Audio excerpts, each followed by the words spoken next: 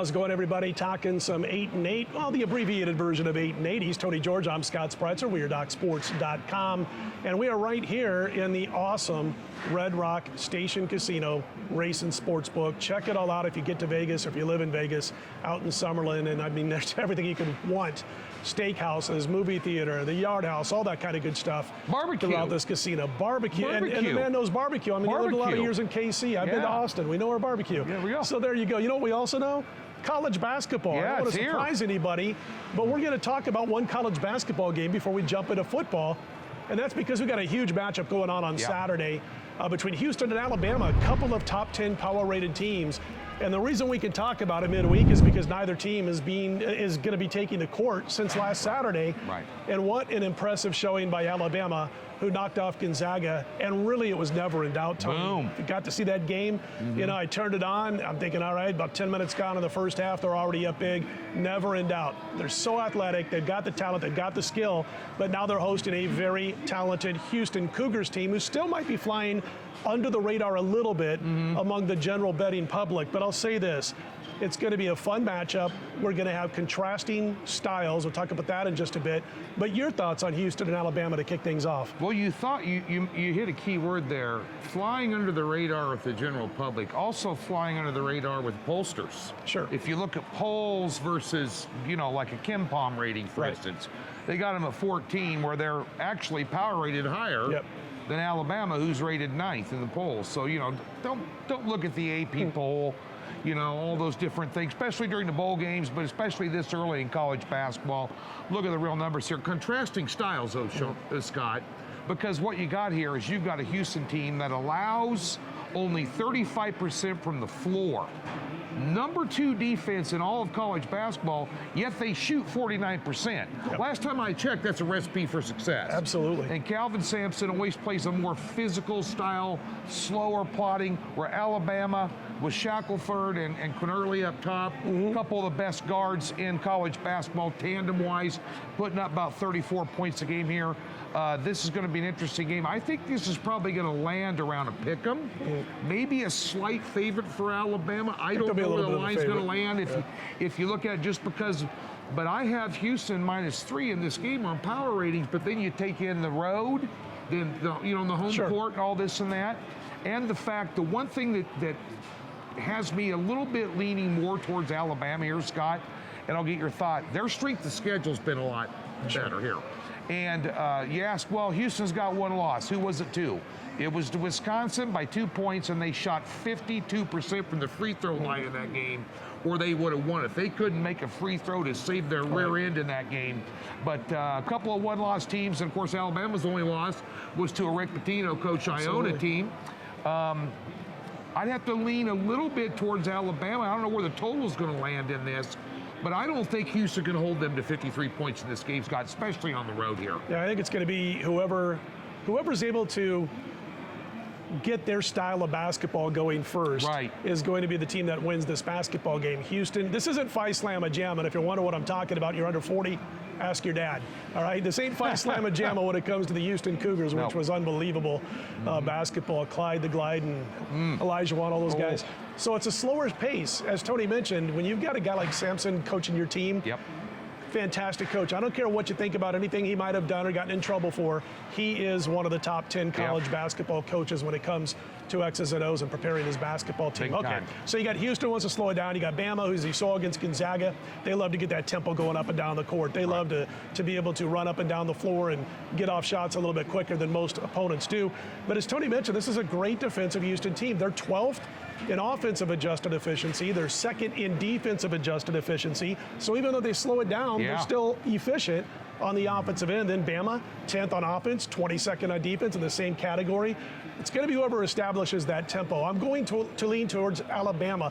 If this would have been played Monday, Tuesday, Wednesday, I might have been a little bit more inclined to back Houston, thinking Alabama might be a little bit up in the clouds off the big win over Gonzaga, but they've had a week to get past that. So, Tony, I'm leaning towards Bama in this one. And the one thing you have here, if Houston wants to pick up the pace a little bit, because I always find that the teams that really play with a faster pace number, they seem to dictate pace a little bit more against those teams.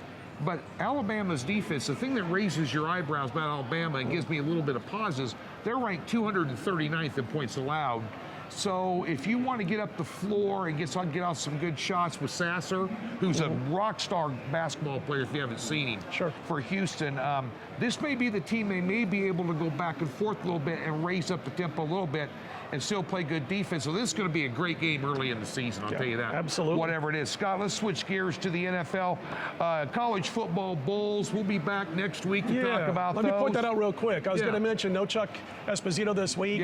He's got to, meet with the brass, I guess, something like that. We do it once in a while. But anyway, he'll be back next week, and we're going to talk about some college football bowls along with Chuck and Tony. So that'll be cool to tune into. Yeah, and so we'll talk about some of those next week. The lines are out, and they're kind of set. We'll let the dust settle, so to speak. Army-Navy this week, so 122nd edition, I might add, of the Army-Navy game. So we'll all be enjoying that as patriotic Americans, but we'll switch gears to Sunday and the NFL. And the San Francisco 49ers, Scott, at the Cincinnati Bengals. Both these teams off disappointing games last week.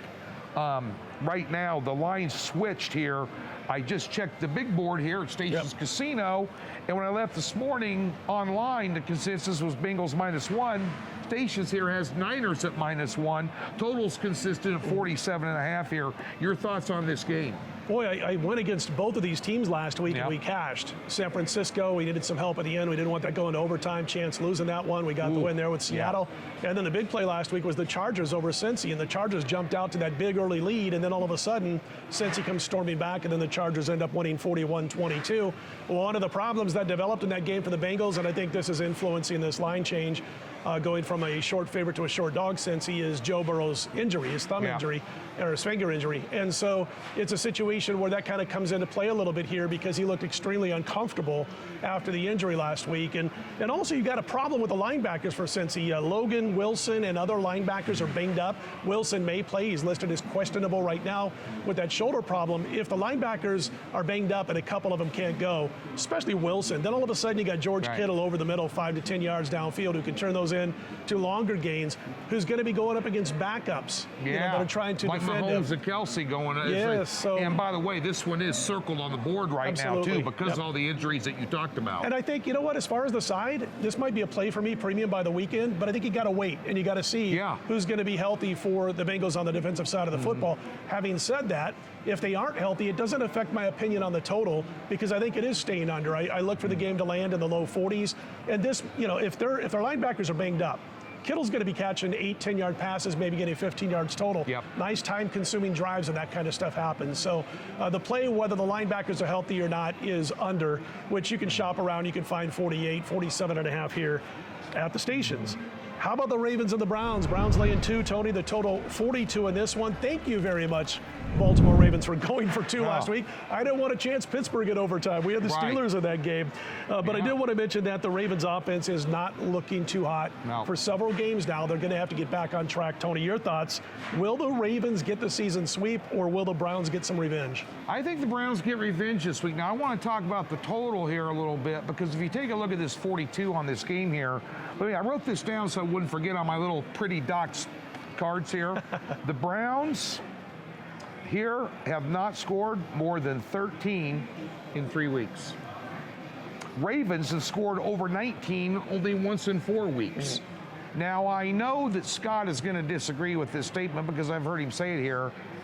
I think Lamar Jackson's an average quarterback. I'll tell you why, because he doesn't throw well. He's not accurate. That's why the Steelers won last week, to be honest. Well, at least avoided a potential loss by getting into overtime. But he's missing some easy routes here. You have the revenge factor, 16-10 the first time around. Sometimes in division games, second time around, I like to do zigzag and think it might go over, the next time. You can't make a case for an over here, but I cannot make a case either for the way the Ravens have been playing offensively, Scott. And they've been winning with smoke and mirrors. They've been losing with smoke and mirrors a little bit.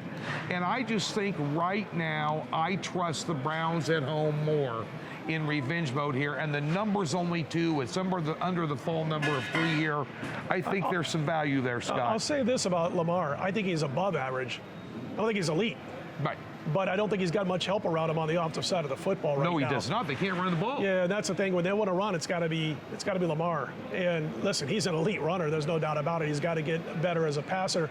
You know, when I'm talking about developing a Super Bowl contending team, not that Baltimore can't end up in the Super Bowl this year, right. But the bottom line is when I want that consistency, I want a Tom Brady, I want a Patrick Mahomes, I want a guy who's looking to throw the football first, think about running second, and I think Lamar's still kind of in between there. Right. And that's probably where he's not yet elite. Now, you're going to see a lot of people arguing that he should be MVP almost every year. Right. I don't agree with that, but again, I do think he's better than average by far.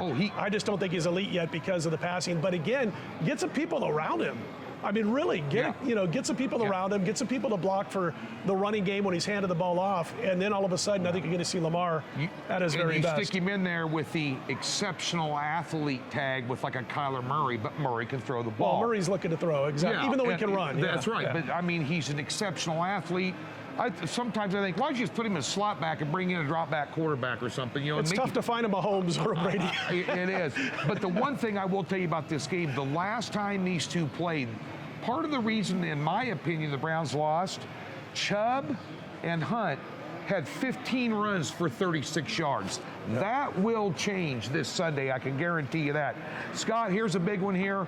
The Dallas Cowboys on the road at Washington. Washington 2 games behind Dallas in the standings.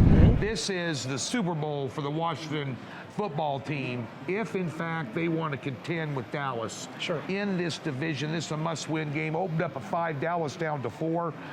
And, of course, the total 47.5. I would be remiss in my duties if I didn't say, bear in mind, last year, the Washington Redskins swept Dallas by score of 66-19. There may be some payback in mind for Dallas. Only 2 wins out of their last 5, Scott. And, of course, Washington on a 4-win streak. And those 2 wins at Dallas, they had New Orleans and Atlanta. Not exactly a murderer's row of wins there. Your thoughts? This is a crucial game for both these teams. Yeah, I mean, Washington's getting it done because they've got a great coach in Ron Rivera. They're playing great defense. And Taylor Heineke is game managing. I mean, you want to talk about an average quarterback at very best. That's Taylor Heineke, but it's a great story. You got to like the guy. But the bottom line is that he's just game managing. At some point, he's going to have to put the team on his shoulders and win a game. That might be this week. You see signs every once in a while that Dallas offense finally getting it together. They didn't really get it together against New Orleans, but they won the game. Zeke isn't what he was a couple of years ago. Running backs don't really keep at that level. That knee's banged up still. Yeah, and he's not even the best running back on the team right now. Pollard's so he's better. sharing handoffs with Pollard. If you look at Dak Prescott and you're betting $100,000, okay? If you're betting $100,000 on the Dallas Cowboys, every time Dak Prescott goes up against teams in the division in his career, you're like 20-7, 19-7-1 against the spread. Let's go. Well, that's my point. Is you're basically sipping Mai Tais on an island in the Pacific. If that's all you've been doing, you're earning 20% laying on a beach. Absolutely. I'm gonna trust Dallas in this one to get it done, Tony. I think they're going to come through here because I think at some point you're going to have a situation where Heineke has to make a play. And to me, he's a very good backup and a serviceable starter by NFL standards. I can't argue. Dallas has got the better quarterback in the game. Oh, absolutely. Not even close. Out about it. And now they got their, let's see, the football team, I want to say Redskins on it, the football team got their Logan, their tight end, back last week. He turned around and re-hurt himself again, which is a big target. That's going to hurt him too. Final game we're going to talk about is a big one. It is the Bills at the Buccaneers. Tampa Bay laying 3, total 53.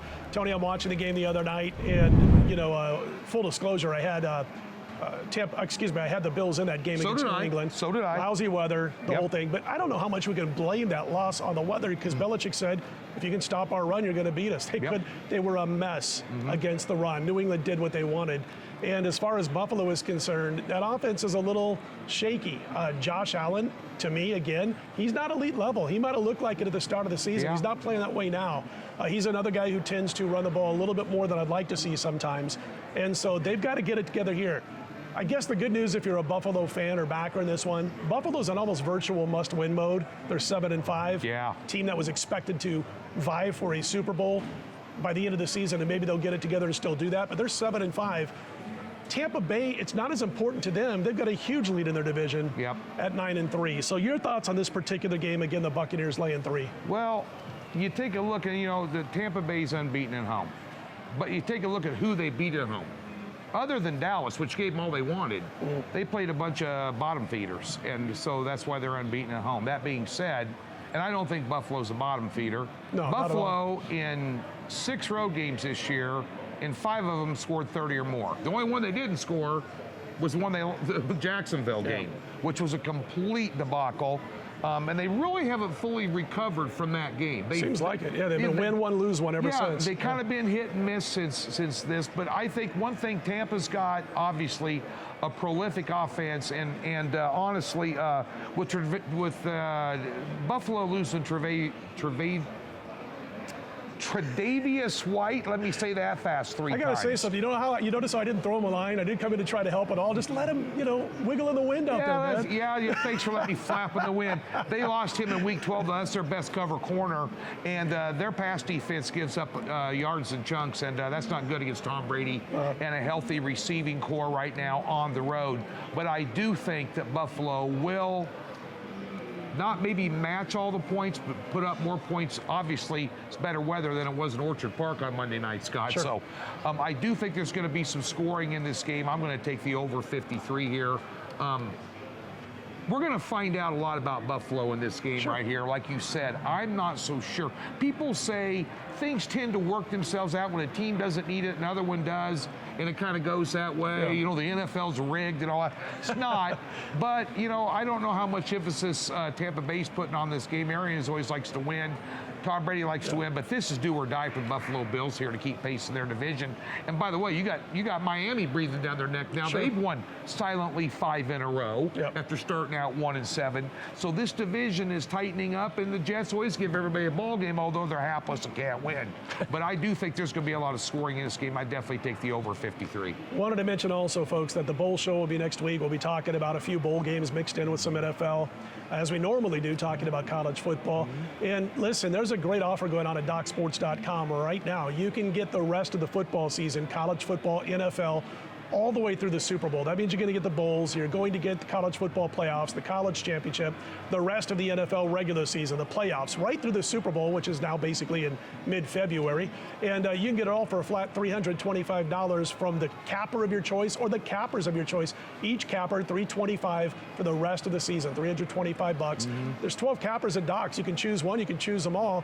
And again, $325 per capper for the rest of the football season, college and pro, from DocSports.com. And also, don't forget about that $60 free account. Click on the link below. If you're not yet a member at Doc Sports, you get that free $60 account. You can use that towards any of our daily packages, whether it be Tony, whether it be me, anybody else on the roster at DocSports.com. All right, for Tony, I'm Scott. For the beautiful Red Rock Station, for Chuck Esposito, we'll see you next week, everybody. Let's put him in the win column.